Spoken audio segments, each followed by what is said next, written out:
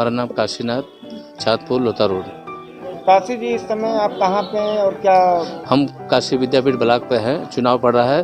Sir यहाँ एक चीज़ गड़बड़ी ये है ना कि जी वोटर जो हमारे आ रहे हैं वो सब खाली घूम रहे हैं इसमें, और उसका जो सिस्टम है इनका, पहले गांव वाइज था, गांव वाइज से था, मतलब अभी तक पूरा एकदम पूरे जैसे चाँदपुर का, लोहता का, भट्ठी का सारे लोगों को ऐसा मिल गया है कि अ ब स द खोज रहे हैं। अब इसी में कोई अ है तो कोई ब है, अब हम लोग भी परेशान सभी लोग इसमें हैं।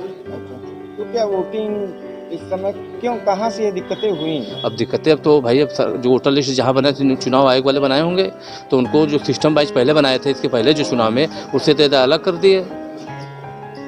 तो इससे वोटर नाराज होकर अरे कई लोग तो अभी घुसिया गए, तो हम लोग किसी तरह पकड़ के वोटर को ला रहे हैं और सब घुसिया के चले जा रहे हैं घर। अब वह सिर से आए थे तो हम लोग खोजते खोजते कई लोगों के पास जाके तो मिलवा रहे हैं। भाई अब जितना एजेंट है इधर का उधर, इधर सब अधिकारी भी लोग भी परेशान है बेचारे सब।